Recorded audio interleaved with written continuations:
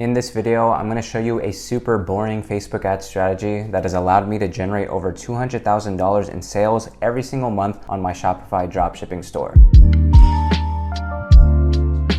So I'm going to cover everything starting from how I found the product, how I structure all of my Facebook campaigns and run all of my ads, and lastly, how I retarget all of my customers in the most effective way. So let's get straight into it. So the way I found my product that is now generating me over 200K in sales per month was actually pretty simple. Basically, every single day I was doom scrolling on my Facebook feed and I would run into an ad that looks like they are selling a product. I would simply just like that ad, go onto their website, then I would go to their product page, scroll down a little bit, click their add to cart button, and then proceed to checkout. And by constantly repeating this process with every single ad, it eventually trained my Facebook algorithm to show me nothing but viral ads all over my feed. And there's a few things that you want to look for that's going to tell you whether an ad is going viral right now. So let's say this was an ad I ran into on my feed. Here's exactly everything I look for that's going to tell me whether this was a product that was worth testing and something that was working right now. So on the right hand side, we can see when they actually posted this ad, which was very recent. At the time of recording this, it is July 16th. So this means that they've been running this ad for about 3 weeks now. So it's pretty recent. Then we can see that they got 3.3 million views, 40 comments, and 400 likes, which is a pretty good indicator that this is something that is working and what they're selling in this ad is something that is interesting to the buyers on Facebook. Now, when I look at the comments, I always filter everything by the newest comments, because if we can see that these ads are recent, this tells me that the brand is still pushing budget on this ad and they haven't killed it just yet. So we have a comment from 1 hour ago, we have comments from 7 hours ago, which is telling me that this is very well an active ad and what they're selling is still relevant in this current period of time. Now, on the other hand, if you run into an ad and you see comments from like 1 year ago, that is a key indicator that that's a product that is probably not trending right now, and I would personally stay away from testing that product. So of course, this method is not something that is going to work every single day because it's highly dependent on what you actually run into on your Facebook feed, but just make sure that you do exactly what I told you. Anytime you run into an ad that's selling a product, just make sure that you engage with it, go on the website, add it to cart, and just constantly train the algorithm to eventually show you ads that are actually going viral like this. Now, if you're still not able to run into much viral ads on your feed, even after 1 to 2 weeks of trying this strategy, then I would personally recommend using an ad spy tool that's going to help you find winning ads much faster. And I personally like to use Minea because they have a full database of Facebook, TikTok, and Pinterest ads and a ton of filters that we can choose from that's going to help us find more winning products in just a few minutes. So I'll quickly walk you through on some of the filters I like to use to help me find more winning ads. So under the Facebook database, I'm going to filter everything by videos only. E-commerce platform, we're going to select Shopify. Then I'm going to filter everything with a minimum of 1,000 likes because again, engagement is something that I really like to look for and something that's going to tell me whether people find that product interesting or not. Then I'm going to select country and select United States only, just because this is the market that I primarily sell to. But of course, you have a ton of different countries that you can choose from for your own situation. Then from here, I could just quickly hover over some of these ads just to get a general idea on what they're probably selling. And typically what I like to look for are products that either solve a problem or have a really strong wow factor. So for example, this ad right here with 2K likes, 60 comments, 200 shares, looks like it's a product related to solving a specific problem. So what I can do is click into this ad. Then I'm going to click on see ad, which is going to take us directly to the Facebook post with all of the engagement. And from here, we can get a closer look on the product that they're selling. And it looks like that they're selling some shoe insoles specifically for foot pain. And as we scroll down further, we can see that the engagement is really good with 2K likes, a lot of comments, and a lot of shares. But again, what I like to look for is filter everything by newest comments to see how recent everything is. And we can see we got comments from 14 hours ago, 15 hours ago, which is telling me that this advertiser is still running ads and still pushing budget for this specific product, which means that it's still relevant and something that we could potentially test today. And if we take a closer look at their website, we can see that they're selling this for about $35. Right now it's showing euros, but I think about 35 US dollars. And that's a really insane margin considering that you can source this product for just a few dollars. And as long as you could take a different marketing approach than what this brand is already doing, this is exactly how you can make money with products that are validated like this. Because what I've noticed about this brand is that they're taking the angle of alleviating foot pain for children specifically. Now, this is a really good angle to take because a lot of parents are on Facebook, and if they know that there is a product that they can buy that is going to alleviate pain for their most loved ones, then they're definitely going to buy a product like that. And another interesting thing is that there is another competitor that is already selling this exact same shoe insole. The brand is called Steppers, and it's something that I went over in one of my previous videos. I'll link it up above so that you guys can see. But in that video, I was able to see that they were making about 200K per per month off of this product alone. But notice that they're selling this product for a much cheaper price. And if we actually take a look at some of their ads, I'll go ahead and click into this one, for example. The angle and the approach that they're taking is really just for the more broad and general market, which is definitely a really good angle to take because there's a lot more scalability this way. But this brand right here is just a really good example of how you could take existing products that could be scaling from other stores, but still make money in your own way by approaching it with a different marketing angle. And because they are taking the angle specifically for foot pain in children, this is why they're able to charge a much higher price than this store right here who is selling it for around $30. All right, so now that you understand how I found my winning product, let me explain how I have my Facebook campaign structured for my store. So the structure is pretty simple. I just have one business manager with one ad account that I use for scaling all of my best performing creatives. And then I have a separate business manager with its own ad account that I use to test all of my new creatives and then also scale them at the same time if any of those new creatives end up working. So there's a couple reasons why I do this. Number one is so that I could spread my risk, because oftentimes with Facebook, they could just ban our ad account at any point in time. And I've had this happen various times on my store, especially when I am trying to scale pretty hard. And if this ends up happening, I'll still have my other business manager with its own ad account that is still testing my new creatives, but I'm also scaling them at the same time. And aside from spreading my risk, I also found that certain creatives that I would test on this ad account wouldn't get spend, or if they didn't work, if I just simply duplicated it into a new business manager with another ad account, those creatives ended up getting spend and they actually got some profitable results. So one quick tip for you when you are creative testing and you're not getting good results, try to rerun your campaigns on a separate business manager or with a fresh new ad account, as some of these just work differently from others. So now let me just show you guys a closer look on how these campaigns actually look like. So let's start with business manager number 2. So this is how my ad account looks like. So basically I just have one single CBO campaign, which basically just means that we are setting up our budget at the campaign level. And inside of this campaign is a bunch of different ad sets that I use to test different batches of creatives for my product. So for example, this ad set right here, if we break it down, you can see that I tested like 4 different ads connected to that ad set. And I found 1 out of those 4 ads ended up being the one that actually worked. So then I just turned off the rest of them and only left that one running. And if I ever want to test a new batch of creatives, then I could simply create a duplicate off of any of my existing ad sets. Then I could just replace those ads with any of the new ads that I've created. So let's say if I create like 5 new video ads, then I'm just going to upload all 5 of my new videos and connect it to that brand new ad set. And let's just say that this is the new duplicated ad set that I just showed you guys right here. Because we are running a CBO campaign where the budget is set at the campaign level, we are allowing Facebook to decide how much money it wants to spend to all of these new ad sets. So let's say if this ad set has already been spending money, this one has already been spending money as well, and then this is the new creative batch that we are now introducing into the CBO campaign, we're gonna have to wait to see if Facebook is actually gonna start spending money towards this new batch. If it doesn't spend money, then this is basically Facebook's way of telling you that the creatives that you are launching are bad and you just need to test more. And the greatest part about this method is that we are actually saving ourselves money, because rather than trying to force budget on a new batch of creatives that we don't even know is going to work, the CBO campaign will allow us to safely test our new batch without burning any of our money. So again, this is what I've done with this entire campaign. I just have all of these different ad sets with different batches that I've tested across the year. And because most of these batches ended up working for me, I just continue to let this campaign run, which is currently at 1.2K per day. Of course, it didn't start at this budget, and I probably started this campaign at just around $200. But basically what I did is that I increased the budget by 20% every other day, just as long as I was getting a profitable return on ad spend. So after testing some of my batches and I figured out which ones were working, what I then did is I filtered all of my ad sets by the most amount spent, because I want to know which batch actually has ads that Facebook wants to spend towards. And then once I open up those ad sets and then I figure out which of those ads are actually my winning creatives, this is where my separate ad account from my other business manager comes in, because I'm going to be bringing in all of my validated creatives to scale them even harder through this other business manager. And here's a closer look on how my scaling campaign looks like. So again, it's just one single campaign with one single ad set with broad targeting. So I'm just letting Facebook find all of the buyers for me. And currently I have this set up at a really high budget of $9,000 per day. Don't worry, I'm going to explain more about this and how this actually works. And inside of this ad set is just a collection of all of my best performing creatives that I validated from my previous testing campaign. So going back to my creative testing campaign, let's say I launch a brand new batch of creatives and this one ends up being the one that works. Pretty much what I'll do is I'll create a copy of that exact same creative, and then I'll just bring it over to my existing scaling campaign, which I just showed you guys right here. So this creative is going to be attached under that ad set. And then now from the ad set level, we're just going to wait a few days and see if Facebook is going to start spending money towards that new ad that I just added under that scaling campaign. And essentially the whole principle from here is that I just have all of my best performing creatives all scaling at a really, really high budget. So now let's go back to my scaling campaign and let me explain why exactly I have a super high budget and how this actually works. So first thing to mention is that Facebook is not spending $9,000 every single day. And the reason for this is because I've enabled the setting that's called cost per result goal, also known as cost cap. And currently I have this set up at $32.50, which is slightly above the average cost per purchase of $31 that I've got on this campaign since the day of launching it. But to explain how this works in simple terms, imagine I just purchased a brand new office space and I give one of my employees one of our business credit cards with a $9,000 credit limit, and I give that employee a list of all of the furniture and supplies that we need to furnish that entire office space. What I'm going to tell that employee is to make sure that they buy everything without maxing out my credit card. So that means the employee is going to go out to a bunch of different stores, compare different prices, and make sure that they buy everything on my list at a discounted rate to make sure that they do not max out my credit card. And that is pretty much what we are doing with Facebook. It's like I'm handing Facebook one of my credit cards with a $9,000 credit limit, but it's only allowed to swipe that credit card if it could find me buyers at a profitable rate. So let me show you how this cost cap works in reality.